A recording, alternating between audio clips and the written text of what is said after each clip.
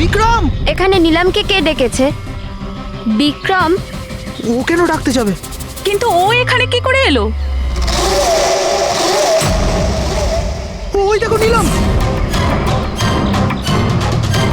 নিলাম!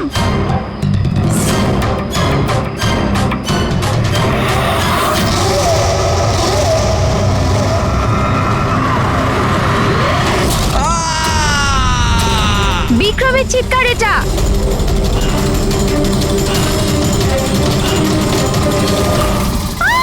বিক্রম!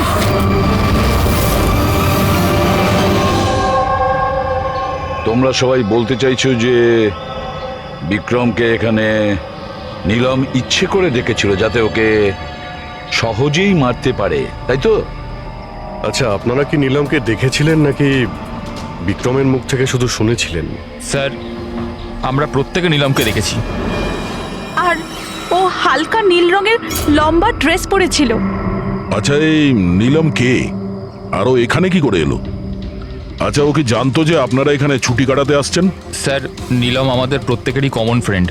আর 2 মাস ধরে তো নীলমের সাথে আমাদের কোনো যোগাযোগই ছিল না। আচ্ছা, আর তার আগে? স্যার, ওই 2 মাস আগে ওই আমাদের আর নীলমের মাঝে কিছু প্রবলেম হয়েছিল। ওর পরে নীলমের সাথে আর কোনো যোগাযোগ নেই স্যার। হ্যাঁ স্যার, আজ বিক্রমের মুখে নিলামের নাম শুনে আমরা সব অবাক হয়ে গেছিলাম। আপনি তো এখানকার কেয়ারটেকার। আপনি তো খুব ভালোভাবে জানবেন যে এখানে কে এসেছিল আর কি কারণে এসেছিল। একদম ফাঁকা জায়গা স্যার, যে কেউ যেতে আসতে পারে। ভূমি, তুমি বিক্রমকে জঙ্গলে পাঠিয়েছিল তো ফোনে কথা বলার জন্য? স্যার, কারণ ওখানে নেটওয়ার্ক খুব উইক থাকে, তার জন্য। চাইলে আপনারা নিজেরা চেক করে দেখতে পারেন। ঠিক আছে, বিক্রমকে ফোন কলটা কে করেছিল সেটা যদি একবার জানতে পারি তাহলে ঠিক জানতে পারবো যে এখানে কি হয়েছিল আর করেছিল কে।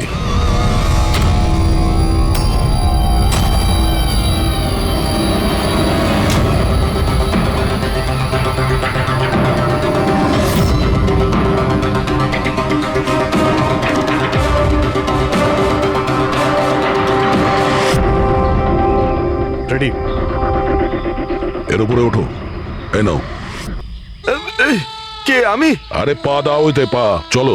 আরে স্যার, কিচ্ছু হবে না। হ্যাঁ, সাবধানে। তাড়াতাড়ি করো। আরে আরে স্যার, ধরে নাও এটা। স্যার সাবধানে, নয়তো আমি পড়ে যাবো কিন্তু।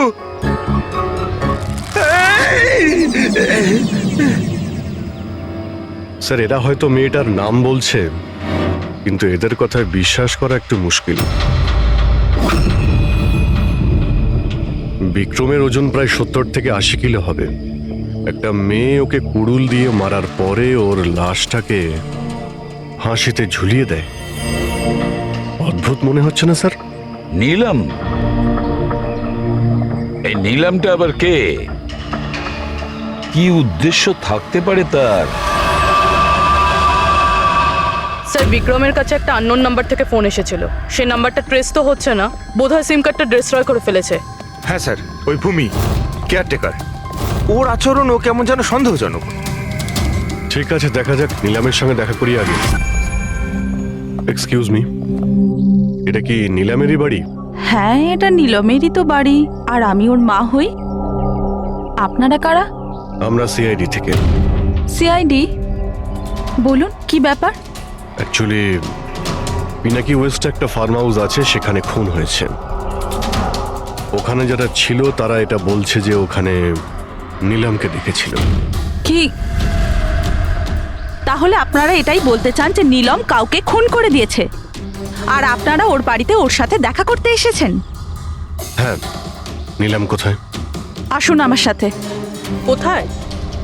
আপনারা নীলমের সাথে দেখা করতে চান না? আসুন, আমি দেখা করেছি নীলমের সাথে।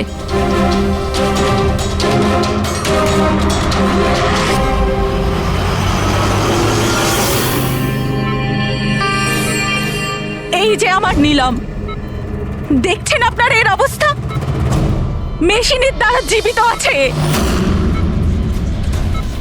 শুধুমাত্র চোখ ছাড়া এর শরীরের কোনো অংশের কোনো প্রতিক্রিয়া নেই, আর আপনারা বলতে চাইছেন যে যে এই মেয়েটি কারুর খুন করে দিয়েছে।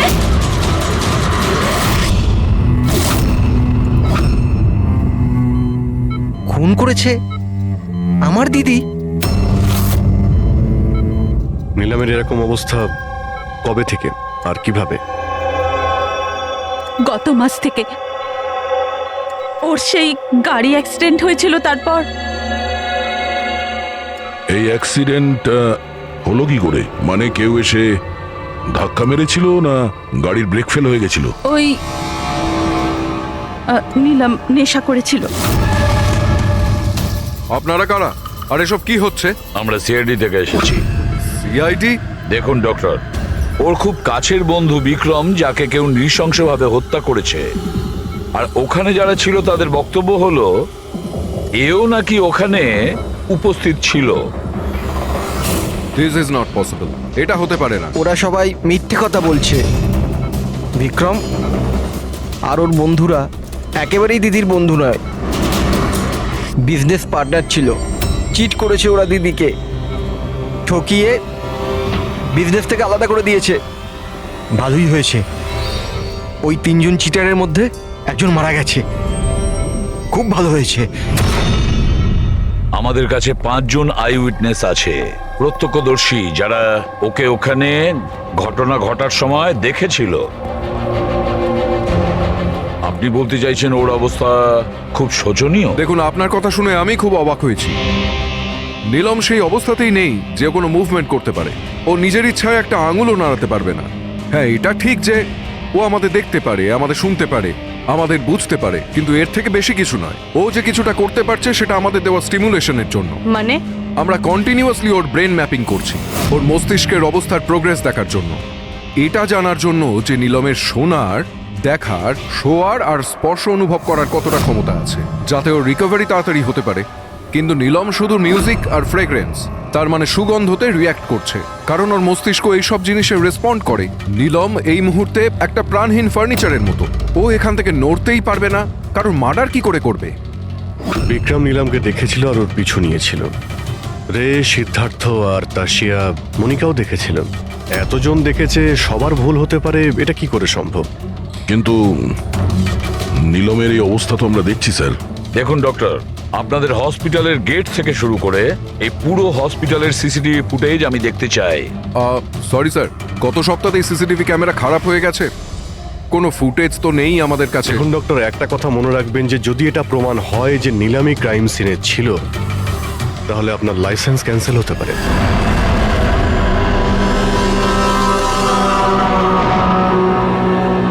এবার ডক্টর সারিকাকে দিয়ে ওর ভালো করে এক্সামিন করাতে হবে। এই পরিস্থিতিতে দুটো ব্যাপার হতে পারে। হতে পারে এই নীলম নাটক করছে, কিংবা ওর মতো দেখতে কেউ আছে, আর এতজনে দেখেছে, সবার চোখে তো আর ফাঁকি দিতে পারবে না।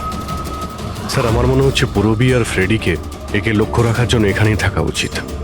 তাহলেই জানা যাবে ও বিছানা থেকে উঠতে পারে কিনা। পুরবী, হেডরিক, এই করিডোর থেকে শুরু করে আর ওর ঘর অবধি খুব ভালো করে খেয়াল রাখবে। ভালো তো লাগছে না ওকে এই অবস্থায় দেখতে, কিন্তু তবু আমাদের ওর ফিঙ্গারপ্রিন্টস আর ফুটপ্রিন্টস নেওয়া দরকার।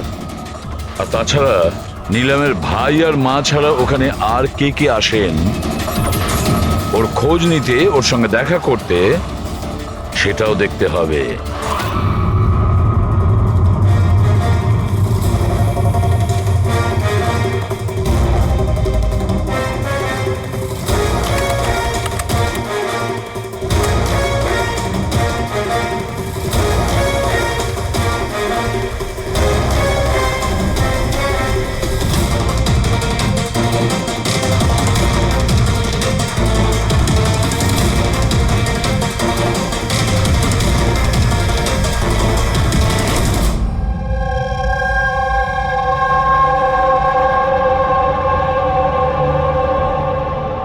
আপনারা সবাই তো নিলামের প্রতিবেশী, তাহলে আপনারা তো অবশ্যই জানবেন যে নিলামের কি কোনো যমজ বোন আছে? না স্যার। আচ্ছা, কোনো কাজিন বা ফ্রেন্ড যাকে নিলামের মতোই দেখতে? স্যার, নীলমকে আমরা ছোট থেকে দেখছি, অনেক বছর ধরে চিনি ওদের পরিবারকে। নীলমের কোনো বোন নেই, শুধু একটা ভাই আছে। আচ্ছা, আচ্ছা রাজু, তুমি তো অনেক বছর ধরে এখানে কাজ করছো, তুমি নিশ্চয়ই জানবে। স্যার, নীলম দিদির আত্মীয়দের দেখেছি আমি, ওনার বন্ধুদেরকে আমি চিনি, কিন্তু স্যার এমন কেউ নেই যাকে নীলম দিদির মতো দেখতে। নীলম, ওর জ্ঞান নেই, ও কোমাতে আছে, আর ও তো কিছুই করতে পারবে না। আর রইলো বাকি সবাই যারা ওই সময় পিকনিকে প্রেজেন্ট ছিল।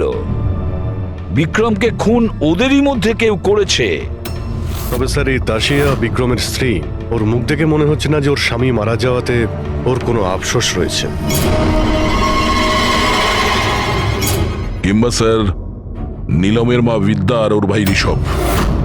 স্যার বিক্রম আর ওর বন্ধুরা নীলমকে বিজনেস থেকে সরিয়ে দিয়েছিল, হতে পারে বদলা নেওয়ার জন্য দুজনে মিলে বিক্রমকে প্রাণে মেরে দিয়েছে। স্যার সন্দেহর তালিকায় তো এও রয়েছে, এই বিক্রমকে জঙ্গলের দিকে পাঠিয়েছিল স্যার। পঙ্কজ, এই 4 জনের ওপর কড়া নজর রাখো। দেখো গত 48 ঘন্টায় কি করছিল, কোথায় কোথায় গিয়েছিল। স্যার স্যার, আমার একটা ব্যাপার একদম ভালো লাগেনি। কি ভালো লাগছে না ভাই?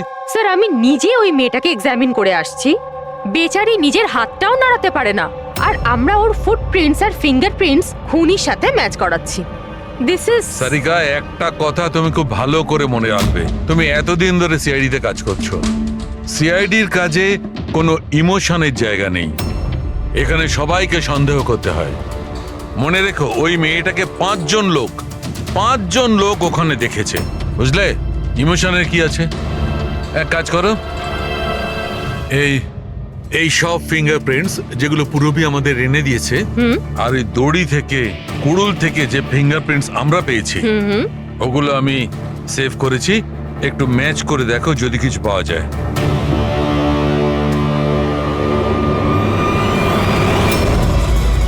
গড, এটা তো ম্যাচ হয়ে গেছে। ম্যাচ হয়ে গেছে। হসপিটালের যে ভিজিটার্স বুক আছে সেই হিসাবে কোনো একজন ডক্টর রজত আছে যে গত 2 সপ্তাহ ধরে এই নীলমের সঙ্গে দেখা করতে আসছে। ডক্টর রজত? আচ্ছা, উনি কি সেই যিনি অ্যাস্ট্রোফিজিক্স আর প্যারানর্মাল সায়েন্স নিয়ে কাজ করছেন? হ্যাঁ সালুকে বলো, কি নীলম ক্রাইম সিনে গিয়েছিল? নীলম হাঁটতে পারে? ডক্টর রজত, নীলম তো চলাফেরা করতে পারে, কারণ ক্রাইম সিনে আমরা যে ফুটপ্রিন্ট আর ফিঙ্গারপ্রিন্ট পেয়েছি সেটা তো ওর সঙ্গে ম্যাচ করে গেছে। তাহলে এই পুরো বিষয়ে আপনার কি রোল? দেখুন, আমি আপনাদের কথা অস্বীকার করছি না, হসপিটালের বেড থেকে নীলম উঠতে পারে। হ্যাঁ, ওর ফিঙ্গারপ্রিন্টস আর ফুটপ্রিন্টস অ্যাস্ট্রাল প্রজেকশনের সাথে মিলবে কি মিলবে না, that I am not sure. Excuse me, কি বললেন আপনি? Astral, what is that mean? এক minute, astral projection? Are you joking? আমার সঙ্গে মজা করছেন না তো? নীলমের ভাই ঋষভকে আমি বলেছিলাম একটা বিশেষ মিউজিক চালানোর জন্য আর নীলমের পাশে ফুল রাখার জন্য। এই কাজটা ওর মস্তিষ্কে প্রভাব ফেলবে, ওটা তাড়াতাড়ি কাজ করতে থাকবে আর নীলম তাড়াতাড়ি সুস্থ হয়ে যাবে। এখন বুঝতে পারছি যে নীলমের মস্তিষ্ক খুব বেশি পাওয়ারফুল হয়ে গেছে, এতটা যে ও নিজেকে অন্য কোথাও প্রজেক্ট করতে পারে। ও নীলম নয়, ওর অ্যাস্ট্রাল প্রজেকশন। এক মিনিট, আপনি বলছেন যে ওর প্রজেকশন অন্য জায়গায় করতে পারবে? এটা কিভাবে সম্ভব? দেখুন, অ্যাস্ট্রাল প্রজেকশনকে যদি খুব সাধারণভাবে আপনাকে বোঝাই তাহলে সেটা এইভাবে। দেখুন, যেমন মরার পরে মানুষের আত্মা তার শরীর থেকে আলাদা হয়ে যায়, ঠিক একই রকম জীবিত মানুষের চেতনাকেও ফিজিক্যালি বাইরে বের করা সম্ভব। আর যেমন আমি বুঝি যে নীলমের কেসেও এরকমই কিছু হয়েছে। দেখুন ডক্টর রজত, সায়েন্সে এমন কোনো প্রমাণ নেই যাতে এই কথাটা কনফার্ম হতে পারে যে শরীর থেকে আত্মাটাকে বাইরে বার করা যায়। আর আপনার থিওরি অনুযায়ী একটা 40-45 কিলো ওজনের একটা মেয়ে যে কোমায় রয়েছে, সে একজন 85 কিলো ওজনের একটা লোককে দড়িতে ঝুলিয়ে দিয়েছে। তার মানে আপনারা আমার কথা বিশ্বাস করছেন? তাহলে আপনারাই বলুন, এক হাত পায়ে অক্ষম মেয়ে যে হাসপাতালের বেডে পড়ে আছে, সে একই সময় 2টো আলাদা আলাদা জায়গায় কিভাবে থাকতে পারে? থ্যাংক ইউ ভেরি মাচ, সেটা আমরা খোঁজ নিয়ে নিচ্ছি।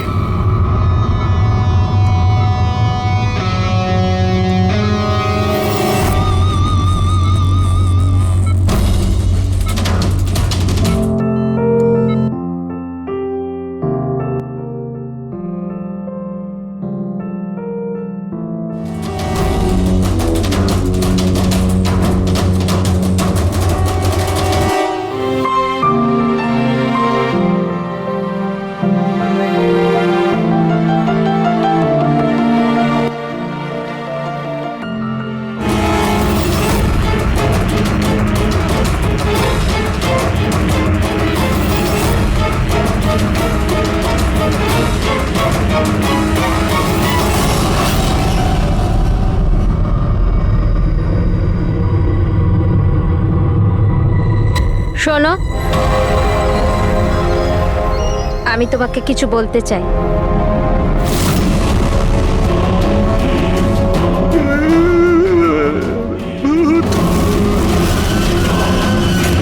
আরে এই মাত্র তো ছিল।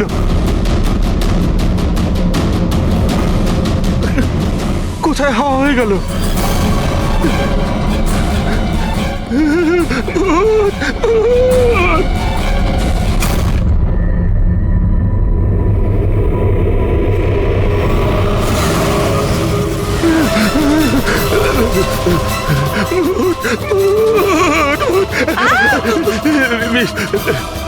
ওখানে ভূত। কোথায়? পুরবি, আমি ওকে নিজের চোখে দেখেছি। ওখানে দাঁড়িয়ে ছিল, হঠাৎ করে উধাও হয়ে গেল। কিন্তু নীলাম তো এখানেই ছিল, এখান থেকে ওঠেও নি। এই নীলাম একই সময় দু জায়গাতে?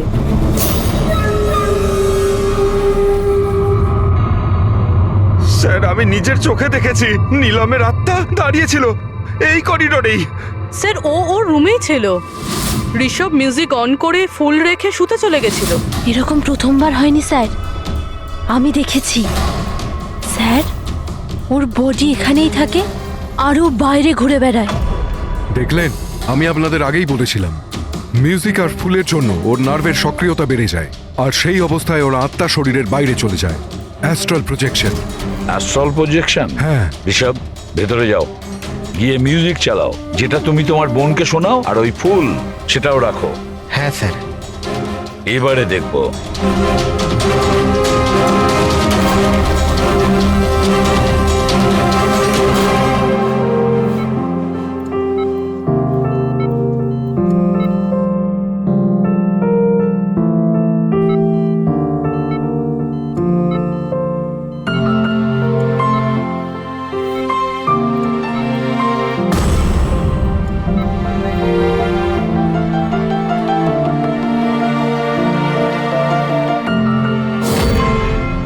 দেখুন, শরীরে সক্রিয়তা বাড়ছে।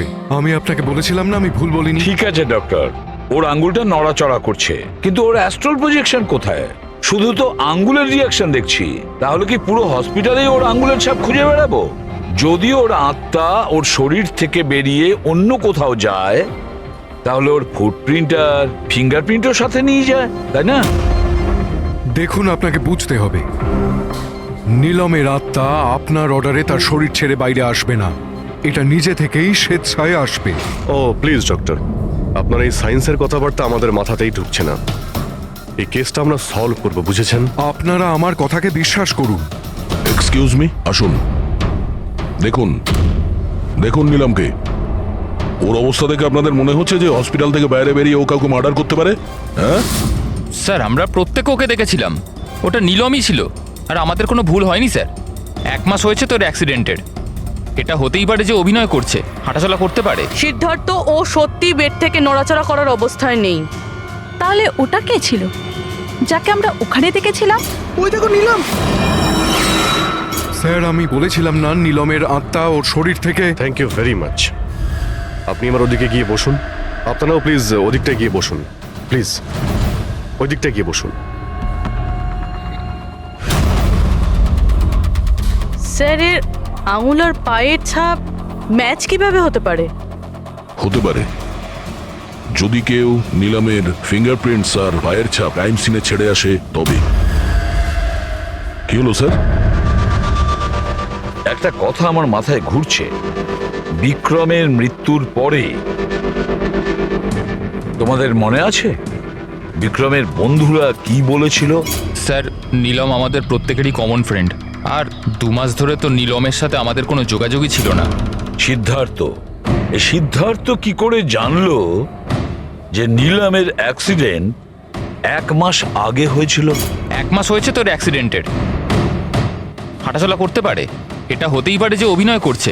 সিদ্ধার্থ, রে, তাশিয়া, মনিকা আর ভূমি, এদের সবাইকে বিউরোতে নিয়ে এসো।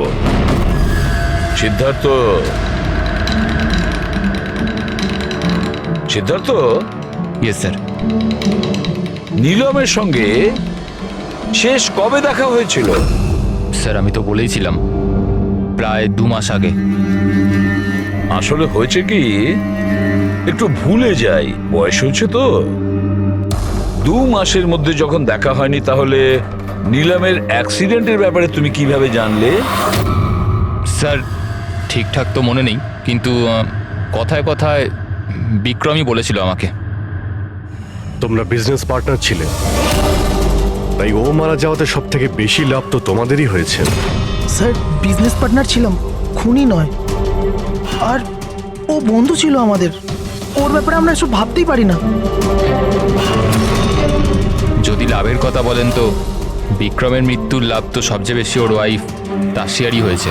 বিক্রমের মৃত্যুর পর আপনার প্রতি হওয়া অত্যাচার কমে গেল, এটা ছাড়া আর কোনো সুবিধা পেয়েছেন আপনি? হ্যাঁ, বিক্রম চলে যাবার পর আমার আর ভয় লাগে না, আর আমি বেশ ভালোই আছি। কিন্তু আমি বিক্রমকে মারিনি। নীলমকে চেনেন আপনি? আমি নীলমকে একদমই চিনি না। 25শে জুলাই যেদিন নিলামের অ্যাক্সিডেন্ট হয়, সেই সময় তোমরা কোথায় ছিলে? স্টার ক্লাব, বিকেসি, তারপর আমরা এয়ারপোর্ট গেছিলাম স্যার। সিদ্ধার্থ, তোমার স্মৃতিশক্তির প্রশংসাই করতে হয়। স্যার মনে তো থাকবেই, ওয়ার্ল্ড ট্যুরের জন্য টিকিট আমি তো বুক করেছিলাম।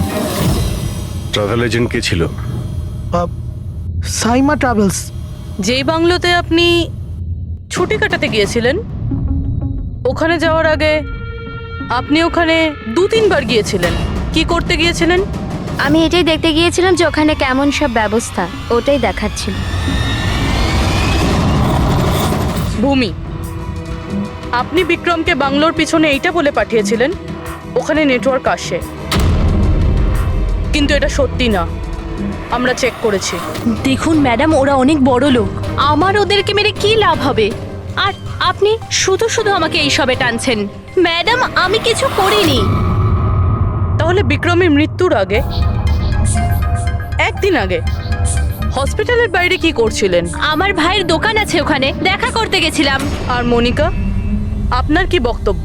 আমি নীলমের ব্যাপারে কিছু জানি না, তাছাড়া আমার হাজবেন্ড আমাকে বেশি কিছু বলে না, তাই এসব ব্যাপারে আমার কিছু যায় আসে না। স্যার, এই 5 জনের মধ্যে বিক্রমের খুন যেই করুক, কিন্তু বিক্রমের খুন আর নীলমের যে অ্যাক্সিডেন্ট, এদের মধ্যে কোনো না কোনো সম্পর্ক তো আছে স্যার। রাইট। এটা অ্যাস্ট্রাল প্রজেকশনের ব্যাপার নাকি যমজের, কিন্তু এটা তো শিওর যে এদের মধ্যে কেউ আছে যে নীলমের এই অবস্থার সুযোগ নিচ্ছে। নীলমের অ্যাক্সিডেন্ট পালমি ব্রিজে 25শে জুলাই হয়েছিল, আর পুলিশ খবর পায় ওই দিন সকালে 4টে থেকে 5টার মধ্যে। এটা খোঁজ নিতে হবে যে ওই 3 জন, বিক্রম, সিদ্ধার্থ আর রে, 25শে জুলাই কোথায় ছিল, আর কে নীলমের অ্যাক্সিডেন্টের ব্যাপারে প্রথম জানতে পারে। আর হ্যাঁ অভিজিৎ, ওই সাইমা ট্রাভেলস, ওখানেও ভালো করে জিজ্ঞাসাবাদ করো। পুরবি, আজকে রাত্রে এই হসপিটালেই থাকো, কিন্তু একটা কথা মনে রেখো, ওই রুমে আজ না কোনো মিউজিক বাজবে, না কোনো ফুল থাকবে। শুধু এটা খেয়াল রাখতে হবে যে নীলমের শরীর থেকে নীলম বাইরে কিভাবে যায়। বিক্রম, রে, সিদ্ধার্থ, এদেরকে আপনি অবশ্যই চেনেন। ওদের ওয়ার্ল্ড ট্যুরের টিকিট তো আপনিই বুক করিয়েছিলেন না? হ্যাঁ স্যার। স্যার ওরা খুব অদ্ভুত লোক। স্যার প্রথমে ওরা দিল্লি যেতে চেয়েছিল, বুকিংও হয়েছিল, কিন্তু হঠাৎ করে বললো যে 3-4 ঘন্টার মধ্যে জোগাড় করে দাও, ওয়ার্ল্ড ট্যুরে বেরোবো। দেখুন, ডিটেলে বলুন আপনাদের কি কথা হয়েছিল। হ্যাঁ স্যার। ওই অ্যাক্সিডেন্টের ব্যাপারে কি করে জানলেন আপনারা? স্যার সকাল 4টের সময় আমাদের কাছে খবর এসেছিল যে একটা গাড়ি ব্রিজ থেকে নিচে পড়ে গেছে। আমি আমার টিম নিয়ে এখানে পৌঁছই আর ওই মেয়েটাকে গাড়ি থেকে বাইরে বের করি। কিন্তু স্যার অবাক হওয়ার বিষয় হলো এটাই যে এত ভয়ঙ্কর অ্যাক্সিডেন্টের পরেও মেয়েটার শ্বাস চলছিল। তদন্ত করে কি জানতে পেরেছেন? এটা কোনো অ্যাক্সিডেন্ট ছিল নাকি কেউ জেনে শুনে কাজটা করেছিল? অ্যাক্সিডেন্ট ছিল স্যার। মেয়েটাকে নেশাগ্রস্ত অবস্থায় গাড়িতে পাওয়া গেছে। কিন্তু স্যার অবাক হওয়ার মতো বিষয় এই যে সিসিটিভি ফুটেজে না মেয়েটাকে দেখা গেছে, না মেয়েটার গাড়িটাকে। ও যে এখানে কি করে পৌঁছলো সেটা কিছুতেই বুঝতে পারছি না। আচ্ছা, অ্যাক্সিডেন্ট তো 1 মাস হয়ে গেছে, কিন্তু এর ফুটেজ তো পেয়ে যাবো। একটা কাজ করো, এই 24 জুলাইয়ের রাতে ক্লাব ভিস্টা থেকে এয়ারপোর্ট যাওয়ার মধ্যে যতগুলো সিসিটিভি ক্যামেরা আছে সবগুলোকে চেক করো। আর হ্যাঁ, ওই হাইওয়েরও নিয়ে নাও যেটা পুলমি ব্রিজের দিকে যায়, যেখানে নিলামের কারের অ্যাক্সিডেন্ট হয়েছিল। স্যার 25শে জুলাই রাতে বিক্রম স্যার ফোন করেছিল। স্যার উনি বললেন যে ওনারা 3 জনে ওয়ার্ল্ড ট্যুরে যাবেন, এই জন্য নেক্সট ফ্লাইটেই টিকিট বুক করে দিতে। স্যার আমার খুব অদ্ভুত লেগেছিল ব্যাপারটা, কিন্তু স্যার ওনার কথা থেকে এটা মনে হচ্ছিল যে কিছু তো একটা গড়বড় চলছে। I see. বুঝতে পারছি না নীলমকে সবাই সব জায়গায় দেখতে পাচ্ছে কি করে, যখন ও নিজের বিছানা থেকেই উঠতে পারছে না। হ্যাঁ স্যার, আমি এখানেই আছি, আর নীলমও আমার চোখের সামনে আছে, ওইভাবে বিছানায় শুয়ে। আর এই নীলমের মতন দেখতে মেয়েটাকেও দেখতে পাইনি, সব কিছু নর্মাল। কাম অন ইয়ার মনিকা, তোমার কি মনে হয় বিক্রমের মৃত্যুর পর নীলম আমাকে আর একে মেরে দেবে? আরে রিল্যাক্স ইয়ার, রে আমার সাথেই আছে, কিচ্ছু হবে না, আমরা বাড়িতেই আসছি।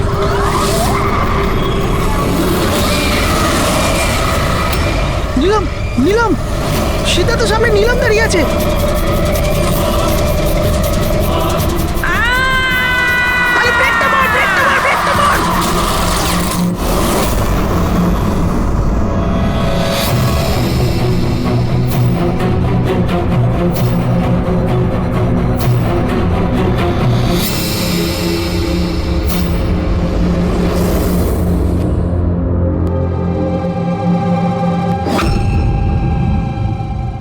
হোটেল থেকে এয়ারপোর্ট পৌঁছতে কমপক্ষে 2 ঘন্টা লাগে। ভেবে পাচ্ছি না এই 3 জনের 7 ঘন্টা কিভাবে লাগলো। আর স্যার, এই ফুটেজগুলো নিয়ে কিছু করা হয়েছে। এই একটু পিছনে নাও তো পঙ্কজ, আর একটু পিছনে নাও, যেখানে ডিসি চক ছিল। হ্যাঁ স্টপ, এখান থেকে চালাও। আর এটা পরের ফ্রেমে উধাও। এই ফুটেজ এডিট করা হয়েছে স্যার, এডিট করা হয়েছে। পুলমি ব্রিজের দিকে যাওয়ার রাস্তার সমস্ত সিসিটিভি ফুটেজ তো আমরা চেক করেছি, নীলমের কার তো কোথাও দেখতেই পাইনি। আর যদি নীলম এই রাস্তা দিয়ে না যায়, তাহলে ওর গাড়ি ওখানে ওই পুলমি ব্রিজের নিচে কি করে গেল? স্যার মনে হচ্ছে নীলমের সঙ্গে ওখানেই কিছু হয়েছিল, যেখান থেকে ফুটেজে গাড়িটা উধাও হয়েছে। পুলিশের রিপোর্ট অনুযায়ী নীলামের অ্যাক্সিডেন্ট হয়েছিল 25 তারিখ সকালে 4টে থেকে 5টার মধ্যে, মানে অ্যাক্সিডেন্টটা 24 তারিখ রাত্রে হয়েছিল। যে ট্রাফিক পুলিশ ওই সময় ডিউটিতে ছিল আর সার্ভিলেন্স কপস ডিউটিতে ছিল, ওদের সাথে কথা বলতে হবে। Hello, what? এখন কোথায়? ওকে, ঠিক আছে, আমরা আসছি। স্যার, এই সিদ্ধার্থ আর রেড গাড়ির অ্যাক্সিডেন্ট হয়েছে। কি? ওরা এখন ব্লু হেল। ঠিক হয়ে যাবে। দেখুন, জানি না, আমরা আমাদের তরফে সম্পূর্ণ চেষ্টা করেছি, কিন্তু এখন পেশেন্টকে বাঁচানো খুব মুশকিল। কি হলো? কিভাবে অ্যাক্সিডেন্ট হলো? কি করে মানে? এই সব নীলমের জন্যই হয়েছে, এইসব নীলম করেছে। এটা আপনি কি করে জানলেন? আমি ফোনে শুনেছিলাম, রে সিদ্ধার্থকে বলল যে সামনে রাস্তায় নীলম দাঁড়িয়ে আছে। নীলম, সিদ্ধার্থ সামনে নীলম দাঁড়িয়ে আছে। ওরা দুজনেই খুব ভয় পেয়ে গেছিল। পুরবি, তুমি নীলমের কাছেই ছিলে তো? স্যার, স্যার নীলম হসপিটালেই ছিল, ওর বাইরে যাওয়ার প্রশ্নই ওঠে না। আপনাকে এই অ্যাক্সিডেন্টের খবর কে দিয়েছে? 12:30টার সময় কারো ফোন এসেছিল, কিন্তু ফোনেতে নিজের নামটাও বলেনি। আমরা যখন অ্যাক্সিডেন্ট স্পটে পৌঁছলাম, কারটা তখন পাল্টি মেরে রাস্তার নিচে পড়েছিল। ভেতরে সিদ্ধার্থ রক্তে মাখামাখি হয়েছিল, আর রের শরীরটাও জানলা দিয়ে অর্ধেক ঝুলেছিল। এক কাজ করি, সিদ্ধার্থ আর রে দুজনের মেডিকেল রিপোর্ট আর ওই গাড়িটাকে নিয়ে ফরেন্সিক ল্যাবে পাঠিয়ে দাও। এখানে সব জায়গায় পুলিশ প্রহরা আছে স্যার, সব বন্দোবস্ত হয়ে গেছে স্যার। Very good. আর আশপাশের সমস্ত রাস্তায় ব্যারিকেড লাগিয়ে দাও, ঠিক আছে? কেউ যেন আসতে যেতে না পারে। Over and out.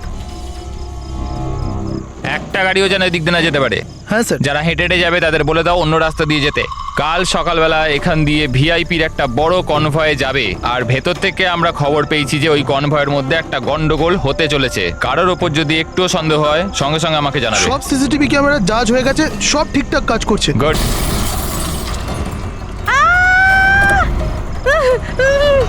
O my God, oh my God, oh my God, oh my God, I am so so sorry, I am so sorry. ওঠো ওঠো ওঠো ওঠো। এটা আমি কিছু করিনি। Get up please, get up. Accident করলেন না নাকি? না না না, আমি কিছু করিনি। He came in front by car. এভাবে কেউ গাড়ি চালায় নাকি?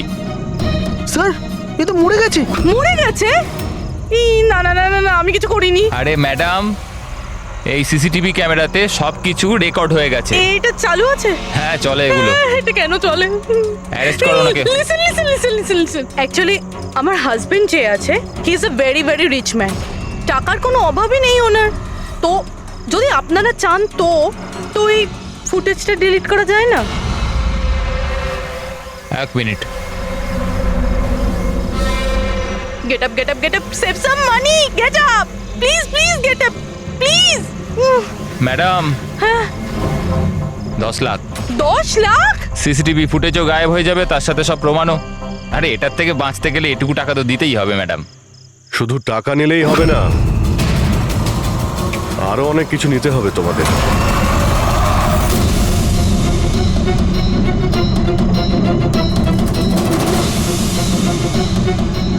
স্যার, তোমরা জানো তোমাদের ডিউটি আজকে এখানে কেন ছিল? কারণ আমরা জানতে চেয়েছিলাম যে 24শে জুলাই রাত এখানে কার ডিউটি ছিল আর কে টাকা নিয়ে অপরাধীদের ছেড়ে দিয়েছিল। তোমার মতো লোকের পুলিশে থাকার কোনো অধিকার নেই। এবার পরিষ্কার করে বলো, সেই রাতে কি হয়েছিল? তাহলে তোমরাই কি ওই সার্ভেলেন্সের ফিল্মটা এডিট করেছিলে? স্যার, ওরা বড্ড প্রেশার দিচ্ছিল। আরে ওরা বড় বড় বিজনেসম্যান। স্যার, ওদের হাত অনেক ওপর অবধি। চুপ করো, পরিষ্কার করে বলো কি হয়েছিল।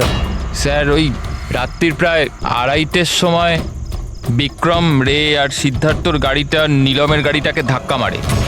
আর ওদের মনে হলো যে মেয়েটা মরে গেছে। ওরা বড্ড ঘাবড়ে গেছিল স্যার। ওরা শুধু আমাদেরকে এটুকুই করতে বলেছিল যে এই সিসিটিভি ফুটেজের ওদের অংশটুকু যেন আমরা বাদ দিয়ে দিই। বাকি মেয়েটা আর ওই গাড়িটার ব্যবস্থা ওরা নিজেরাই করে নিতে পারবো বলেছিল। স্যার, সেই জন্য নীলম প্রতিশোধ নিচ্ছে। যখন ওর অ্যাক্সিডেন্ট হয়, এরা 3 জন ওকে এখানেই ফেলে গেছিল।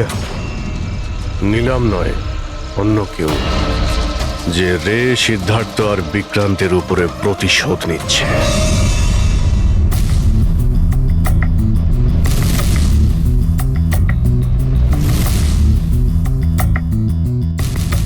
অভিজিৎ, নীলমের শরীর থেকে তার বাইরে যাওয়া পসিবল নয়। অ্যাস্ট্রাল প্রজেকশন, সেটা তো আমরা ধরছিই না। আর পুরবি তো দেখেছে, পুরবি ওখানে ছিল। আর ও তো বলছিল যে নীলম ওখান থেকে নড়েইনি। তাহলে বুঝে উঠতে পারছি না যে সিদ্ধার্থ আর রে, এরা দুজনে নীলমকে রাস্তায় কিভাবে দেখলো। এক মিনিট।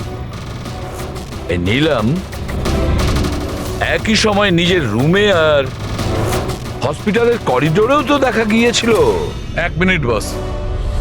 এই যে গাড়িটা নীলমকে হঠাৎ দেখে ঘাবড়ে গিয়ে উল্টে যায়নি, বরং এই গাড়িটাকে অ্যাক্সিডেন্ট করানো হয়েছে। এত জোরে ধাক্কা মেরেছে যে ওদিকে দরজাটা তো পেরিয়ে গেছে। ইচ্ছে করে জেনে বুঝে কোনো গাড়ির সঙ্গে এটাকে ধাক্কা লাগানো হয়েছে। স্যার, সিদ্ধার্থ আর রের অ্যাক্সিডেন্ট একটাই গাড়িতে হয়েছে, কিন্তু ওদের মেডিকেল রিপোর্টস কিছুতেই ম্যাচ করছে না। কি?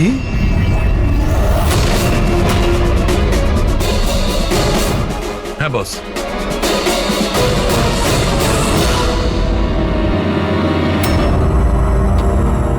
এই পুরো রহস্যটা কি? এটা কি বলতে চাইছে? ফিঙ্গারপ্রিন্টস আর ফুটপ্রিন্টস ম্যাচ করা, দুটোই তো অ্যাক্সিডেন্ট। আর সারিকা বলছে যে সিদ্ধার্থ আর রের মেডিকেল রিপোর্ট ম্যাচ করছে না। এই পুরো ব্যাপারটা আসলে কি?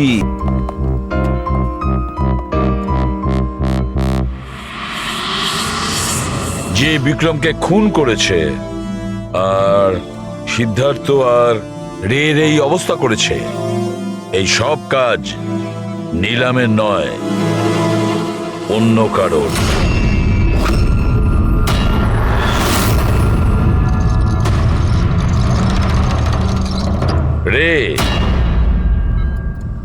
রে তোমার যেখানে অ্যাক্সিডেন্ট হয়েছিল সেখানে সিআইডির অফিসাররা গিয়েছিল।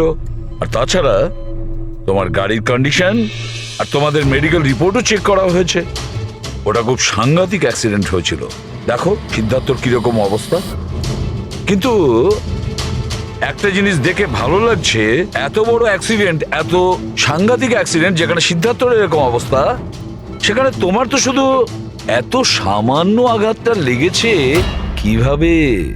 আচ্ছা, এই অ্যাক্সিডেন্টটা হলো কিভাবে?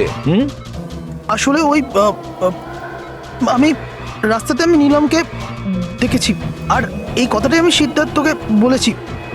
ওই ভয় পেয়ে গাড়ি টার্ন করতে গেল, গাড়ি স্পিডে ছিল তো কন্ট্রোল হলো না, আর গাড়ি উল্টে গেল। না না না না না, মিথ্যে কথা বলছো তুমি। তোমার গাড়ি উল্টে যায়নি, অন্য গাড়ি এসে তোমাকে ধাক্কা মারে। কে?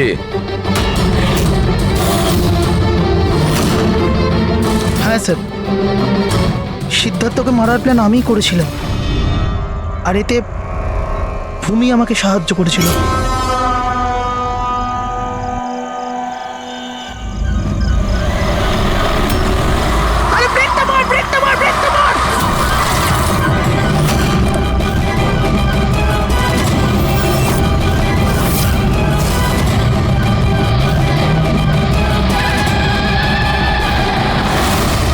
তাহলে ভূমিকে আমরা ভুল সন্দেহ করিনি।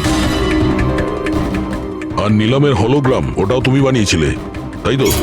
এই নিলাম একই সময় নিজের রুমে আর হসপিটালের করিডোরেও তো দেখা গিয়েছিল।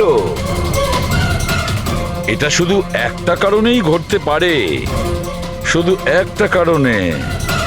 3D হলোগ্রাম মানে নিলাম ছিল না, নিলামের ফটো ছিল। হ্যাঁ স্যার, ওই হলোগ্রাম আমি বানিয়েছিলাম, কিন্তু নীলমকে এই অবস্থায় পৌঁছানোর দায়ী আমি নই স্যার।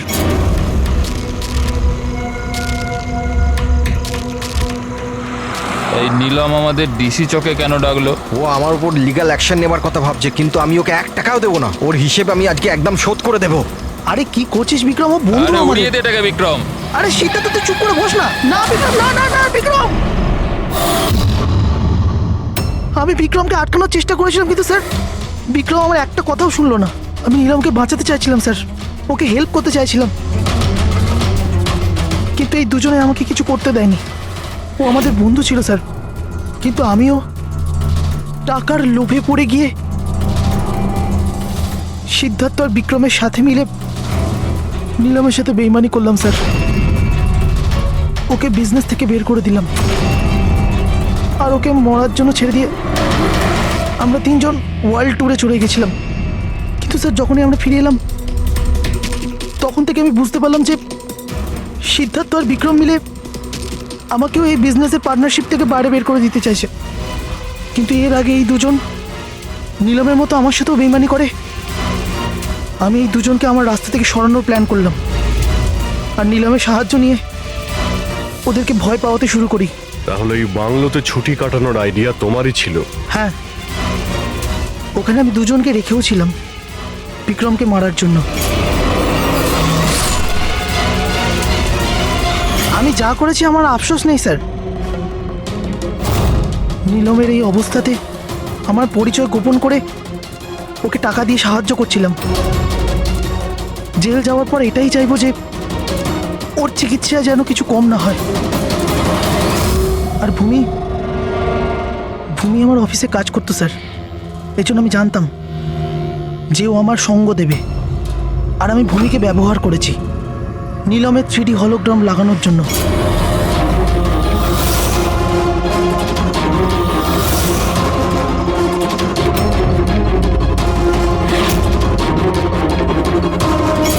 তুমি আর ভূমি যা করেছো সেটা অন্যায়।